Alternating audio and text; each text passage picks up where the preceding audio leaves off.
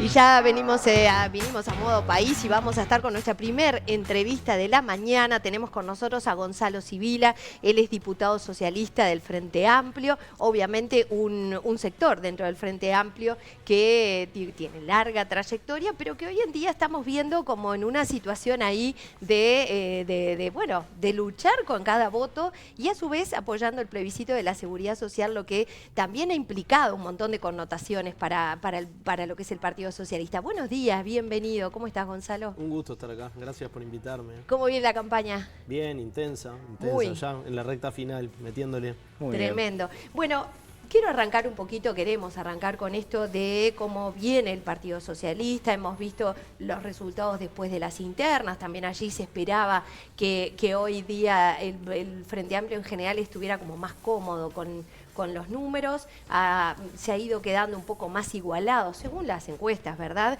Y ustedes han hablado mucho de esto de no ir solo por el lado de los valores, que es algo que se viene hablando, Orsi habla mucho en líneas generales, de valores, de grandes líneas, y ustedes vienen pidiendo que sea el Frente Amplio el ejemplo de una política transformadora. ¿A qué se refieren con eso y qué le están pidiendo a la interna misma del Frente Amplio en relación a esto de las ideas? Bueno, es una pregunta reinteresante porque es algo que creo que reclamamos nosotros y que en general también hay una parte de la ciudadanía, interesada en los temas políticos o ya informándose un poco sobre lo que está en juego, que también pide que haya más ideas arriba de la mesa, que haya más propuestas, ¿no? Estamos en una campaña en la que todavía le cuesta despegar en el debate de ideas. Está siendo difícil entender cuál es la gran diferencia, ¿no? Quizá, por eso estamos viendo que de alguna forma todos se han ido más hacia el centro, eso es un poco los análisis que venimos haciendo a través de distintas entrevistas, y quizá por ahí, ¿no? Estamos queriendo saber cuál es la gran diferencia, qué implica votar el Frente Amplio y en particular acompañar la fórmula del Partido Socialista. Bien, bueno, yo te diría que la gran diferencia en el caso del Partido Socialista es muy claro, es que nosotros hacemos política, hemos hecho política toda la vida desde los trabajadores, desde la gente común. Nosotros somos gente del pueblo, somos gente común, que estamos haciendo política, militamos para tratar de transformar la realidad, entre otras cosas para modificar algunos aspectos que hacen a la vida cotidiana de las personas trabajadoras, ¿no? Pienso en la vivienda, por ejemplo, las dificultades tremendas que tenemos de acceso a vivienda para sectores importantes de la población, sectores con ingresos muy bajos, también sectores medios que tienen dificultades de acceder a una vivienda. Ese es un tema que nos desvela. Nosotros tenemos en nuestra lista, en nuestra propuesta, gente que ha trabajado mucho respecto de este tema. Quien me acompaña a mí como primer suplente en la primera línea del Senado es Gustavo González, que fue hasta hace poco secretario general de la FUCBAN, una organización que ha luchado por la vivienda digna, por la vivienda colectiva también, por la construcción de un hábitat colectivo. ¿Y ahí a qué se pueden comprometer? Gonzalo. Ahí hay compromisos que están en el programa del Frente y que nosotros los tomamos con mucha fuerza y también les ponemos nuestro plus, ¿no? En el debate hacia el programa del Frente hicimos mucho hincapié en este tema. Uno de los compromisos que está planteado en el programa del Frente tiene que ver con una política de acceso a subsidios para sectores que no pueden hoy adquirir una vivienda.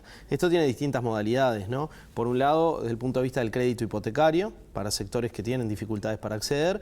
Por otro lado, también está planteado en el programa del Frente y está previsto como una de las medidas prioritarias que se anunció en Colonia hace unas semanas, la decisión de que el Estado ponga a disposición, de alguna manera, de la sociedad, de la ciudadanía, un stock de viviendas en alquiler que contribuya a bajar el precio de las viviendas en alquiler, sobre todo para algunos sectores, para mover el mercado. Exactamente. Eso está comprometido en el programa del Frente, en las medidas prioritarias del Frente. Más allá de la modalidad con la que se haga, es muy importante que esta política se lleve adelante. Nosotros venimos de una experiencia que fue la de la llamada vivienda de interés social o vivienda promovida, en la que, obviamente, a partir de exoneraciones fiscales, etcétera, se promovió la construcción de vivienda nueva, se densificaron algunos barrios de la ciudad, etcétera, pero el acceso ha ido yendo hacia otro tipo de vivienda, que no es para el acceso a las personas. Totalmente, ha ido yendo hacia otro tipo de vivienda, el acceso siguió siendo prohibitivo para los sectores que tenían mayores dificultades, o sea, es una política que obviamente hay que revisar y no puede ser esa una de las líneas de trabajo para llegar a sectores que no han tenido acceso a la vivienda y no lo tienen hoy. Siempre decimos en el partido, cuando vos vivís hacinado, cuando vos vivís en una vivienda que está en condiciones de humedad, cuando no tenés infraestructura básica, cuando salís de tu casa, es muy difícil pensar en salud, es muy difícil pensar en educación, porque es muy difícil también tener un espacio donde poder hacer los deberes para los gurises, donde poder de alguna manera también desarrollar otros aspectos de la vida. Entonces esto sumado a la construcción del hábitat, que no es solo la vivienda, es tener espacios públicos de calidad, es tener lugares donde poder hacer actividades de recreación, actividades deportivas, etcétera. Esto es un eje para nosotros muy importante. Otro tiene que ver con el mundo del trabajo.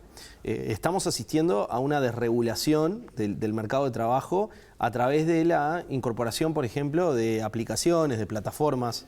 La tecnología, que es muy importante para que todos podamos vivir mejor, a veces se aplica también en un sentido de hiperexplotación, ¿no? Entonces tenemos trabajadores, muchos migrantes, otros nacidos acá en Uruguay, que trabajan en regímenes que, bueno, te plantean que sos en definitiva tu propio jefe, que no tenés dependencia, que sos un autónomo, pero no tenés derechos de ningún tipo, hay una dependencia encubierta, ¿no? Claro, se habla de una precarización laboral que directamente la reflejan esas aplicaciones. Total. Y creo que de fondo también ya si querés nos metemos en el tema de la seguridad social, Sí. que es una de las grandes banderas que también ustedes han llevado a cabo desde el inicio de esta campaña, y que de hecho es lo que ha aprendido un poco también el interés de la gente, aunque todavía las encuestas siguen marcando un grado alto de desconocimiento.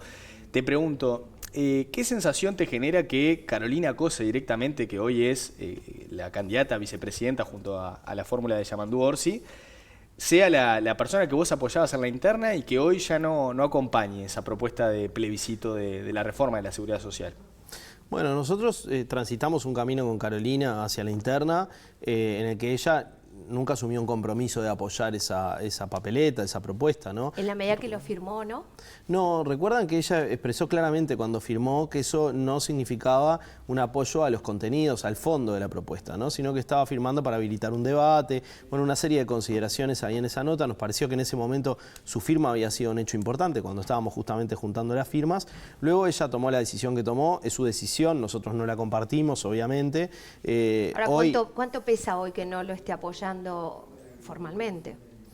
yo creo que para la ciudadanía lo que tiene que pesar es el discernimiento que cada ciudadano haga respecto de una papeleta que tiene puntos concretos que hacen a su vida, ¿no? O sea, a mí me gusta en estos temas de democracia directa separar un poco el papel de los dirigentes, ¿no? Porque cuando uno va a votar un partido político, está votando un programa, está votando unos candidatos, y ahí, bueno, evidentemente las direcciones políticas, los dirigentes, los representantes tienen un peso muy importante. Cuando se trata de hacer opción por un tema concreto, donde a vos te están poniendo una propuesta arriba de la mesa sobre la que te tenés que expedir, está bien escuchar a los dirigentes, obviamente, a los políticos, a los sociales, a los técnicos, a la gente que desde distintos lugares habla del tema. Pero de última, tenés que formarte opinión y tenés que tomar una decisión, y eso es intransferible. Yo creo que hay un ejercicio de responsabilidad ciudadana ahí también, ¿no? Sí, bueno, si vamos al caso del voto, también termina siendo un ejercicio individual. Pero digo, a vos no te da la sensación que en este Claro, caso pero usted... está mucho más mediado por los partidos políticos, porque vos en realidad cuando votás un candidato no estás votando una persona solamente, ¿no? Estás votando un partido, estás votando un programa. Hay procesos de resolución interna dentro de las organizaciones que tienen que ver con esto. Ahora, cuando vos tenés un sí arriba de la mesa por una propuesta concreta, vos podés votar al partido político que quieras, pero tenés además la responsabilidad de pararte frente a esa decisión y tener una opción, ¿no? Puede Claro. ser poner la papeleta o no ponerla. Hay dos plebiscitos, en este caso, a consideración. Y bueno, en el caso del plebiscito de la seguridad social, a nosotros nos parece que se trata de un tema que atraviesa la vida de todo el mundo. O sea, no hay ciudadano en este país que no esté tocado por el sistema de seguridad ahora o en social. el futuro, exactamente. Ahora o en el futuro, porque aparte la seguridad social abarca a las personas desde que nacemos, te diría que hasta después de la muerte, porque hay efectos después de que las personas mueren, Sí, que las también tienen que ver con su pensiones, familia, exacto. etcétera, y que también hacen al sistema de seguridad social. Entonces hay 3 puntos concretos: que las jubilaciones mínimas pasen al valor del salario mínimo nacional, que hay una brecha ahí que hay que corregir, que se eliminen las AFAP, que para nosotros son un gran negocio para los bancos y un ruinoso negocio para los trabajadores, que en otras partes del mundo además ya se dieron cuenta y fueron para atrás. De 30 países que habían hecho esto, 18 lo revirtieron. Y en tercer lugar, que quede establecido en la Constitución el derecho a jubilarse a los 60 años, no como una obligación. Nos encontramos con mucha gente que dice yo quiero trabajar después de los 60 porque lo necesita, sobre todo porque lo necesita, porque se va a jubilar mejor o porque, bueno, el derecho a seguir trabajando también va a estar. Pero el derecho a jubilarse a los 60 es un amparo para mucha gente que llega a los 60 años con serias dificultades, no en un sector o en dos sectores de actividad, con muchas dificultades, o que pierde el trabajo y no consigue otro, porque ¿quién te toma a los 60 años en el Uruguay casi que en cualquier actividad laboral, ¿no? Ahora, la gran crítica sobre esto de los 60 años es lo encorsetado que deja la Constitución también en ese sentido.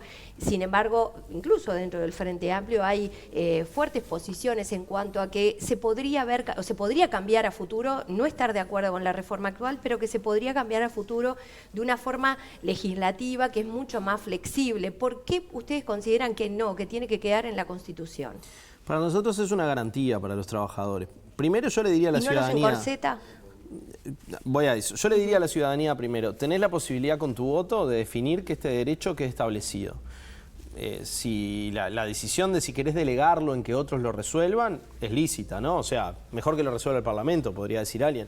Ahora, los ciudadanos tenemos en nuestra mano la posibilidad de legislar sobre esto, porque la Constitución es la ley de las leyes, es la máxima ley que tiene el país, y la gran diferencia es que el legislador es el pueblo. No somos los legisladores que obtenemos una banca, sino el pueblo, el soberano, la ciudadanía, cuando vota.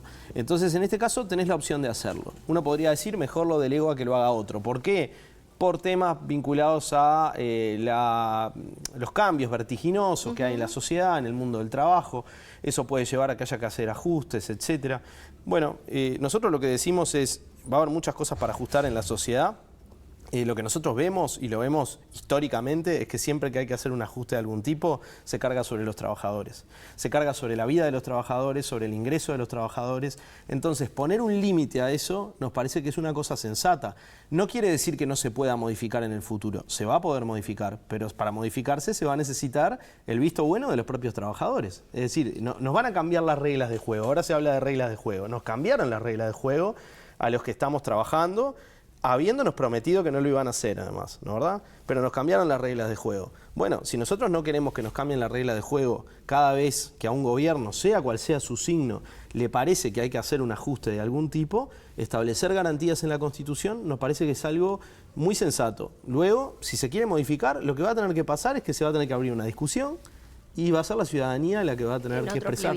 Ahora, ¿no sentís, Gonzalo, que han quedado un poco solos en este sentido dentro del propio Frente Amplio? Porque, por ejemplo, Mujica ha marcado que de finalmente aprobarse este plebiscito va a ser un caos, va a haber una situación dramática, lo dijo en El Observador, lo dijo en Búsqueda también.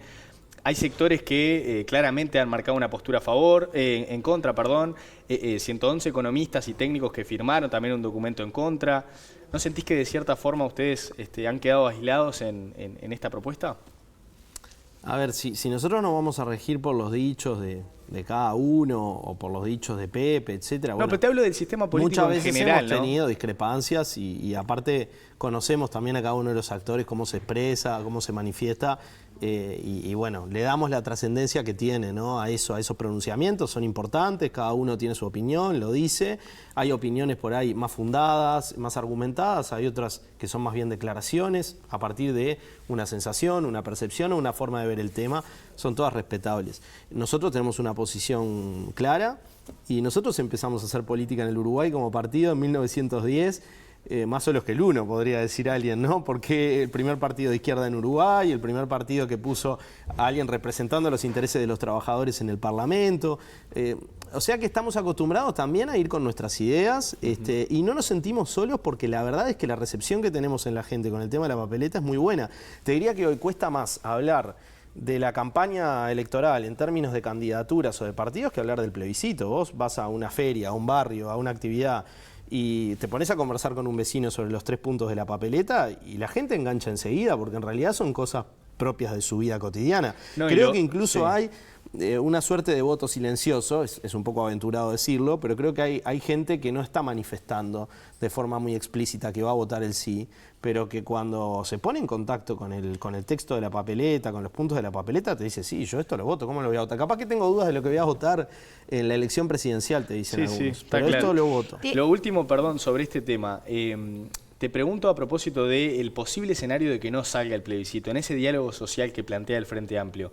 ¿Crees que ustedes pueden llegar a tener mayor incidencia justamente por el porcentaje que finalmente obtenga? Es decir, si queda cerca de salir o no, ¿pueden llegar a tener una mayor influencia o un mayor peso en el diálogo social? Mira, hay 3 puntos que están en el programa del Frente que tienen mucho contacto con los puntos de la papeleta. No son idénticos, pero tienen mucho contacto. Uno es la revisión de los parámetros vinculados a la edad. Otro es que hay que seguir recuperando las jubilaciones y pensiones mínimas. Eso está planteado y aparte lo hizo el Frente cuando fue gobierno. Y el otro punto tiene que ver con eliminar el lucro en la seguridad social. Esos puntos están muy emparentados con la papeleta. Obviamente que si la papeleta obtiene una buena votación, en el mejor de los casos, una votación que le permita ser aprobada, vamos a tener un piso para ese diálogo social diferente al que tenemos hoy. Yo creo que un piso mucho más justo para poder discutir a partir de ahí entre distintos actores otros aspectos de la seguridad social y no estar dedicándonos a estos 3 puntos tan básicos que ya quedarían establecidos en la Constitución. Ahora, si no se aprueba, y termino ahí para responder la pregunta, si no se aprueba, evidentemente que una votación importante a la propuesta también va a tener un efecto sobre ese diálogo social futuro, porque va a dar cuenta de que más allá de los apoyos de los partidos políticos, que como bien ustedes decían, son escasos en relación al apoyo de la población incluso, porque hasta las encuestas te muestran una brecha, ¿no? Gente de partidos o sectores que no apoyan el plebiscito que estaría acompañándolo. Bueno, cómo la ciudadanía, a pesar de eso, se manifiesta masivamente por una propuesta que establece a la seguridad social como un derecho humano fundamental y que implica cambios para nosotros de mucha justicia, ¿no? Ahora, justamente en línea con esto que tú estás diciendo, ayer tuvimos aquí a Carlos Matisic de la Cámara de Comercio y Servicios, que a su vez fue en su momento gerente de República FAP durante muchos años, nos decía aquí 26 años, y él hablaba de los derechos y de alguna forma las recomendaciones de la OIT, la Organización Internacional del Trabajo, en relación a aquello que hay que hacer para realizar una reforma de la seguridad social. Y por un lado hablaba de aquello que tiene que ver con la evaluación actuarial, que al fin y al cabo es evaluar la viabilidad financiera de una reforma, sea cual sea, ¿no? Esto lo dice la OIT. Y está también recomendado a la hora de modificar las normativas previsionales, por ejemplo, hacer esta proyección a 75 años, proyecciones que se están presentando, y ayer él presentaba una realizada por los propios auditores del BPS, y ahí decía que con lo que teníamos hasta el 2022, la curva del déficit a 2100, 75 años a la vista, terminaría en el orden del 4,6 del PBI. Esto es más o menos lo que nos cuesta la educación en el Uruguay. Con la reforma actual terminaría en el 2%, con lo que tenemos hoy, que aún así hay dificultades, pero planteaba que, no hecho por ellos, sino por el propio BPS, la curva quedaría, en el caso de confirmarse el plebiscito de la seguridad, en el 8,1% del PBI, que quizá los números suenen extraños cuando uno no maneja el día a día, pero estamos hablando del doble de lo que teníamos. ¿Qué respondes a este tema? Bueno, 2 cosas. Primero, ahí estamos viendo en el largo plazo, ¿verdad?, que también importa. Primero, la última gran reforma estructural que se hizo del sistema de seguridad social, que fue la que creó a la SAFAP, es una reforma en la que también se hicieron proyecciones, ¿no?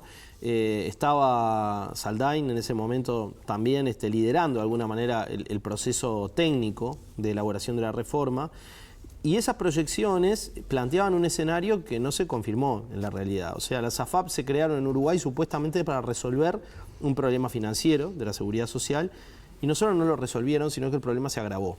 ¿Y cuál es la proyección que ustedes hicieron entonces? ¿Hicieron proyecciones? Obviamente que hay proyecciones, pero... ¿Qué dan las proyecciones que hicieron ustedes? Bueno, tendríamos que ver por tema, ¿no? ¿Verdad? Porque por un lado tenés cálculos referidos al aumento de las jubilaciones y pensiones mínimas, que ese es un gasto inmediato, y por otro lado tenés proyecciones a mediano y largo plazo. Que las son de estas largo plazo que son las que pide la OIT, exacto. Las de largo plazo que son las que pide la OIT, obviamente que requieren de un trabajo de parte del Estado muy claro, muy certero, de evaluación de impactos cruzados de las cosas, ¿no? Porque yo te pongo un ejemplo.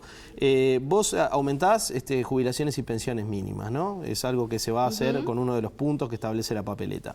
Eso va a tener un efecto sobre el ingreso de las personas que reciben ese tipo de prestaciones. Ese efecto sobre el ingreso de las personas es un efecto que también va a redundar en una mejora del consumo de esas personas en los lugares donde habitualmente circulan, porque no van a poner el dinero en un offshore, ni abajo del colchón, ni en un banco. El que pasa de ganar 15.000 a ganar 22.000 o 18.000 a ganar 22.000 va a gastar esa plata en el almacén, en la carnicería, en la ferretería.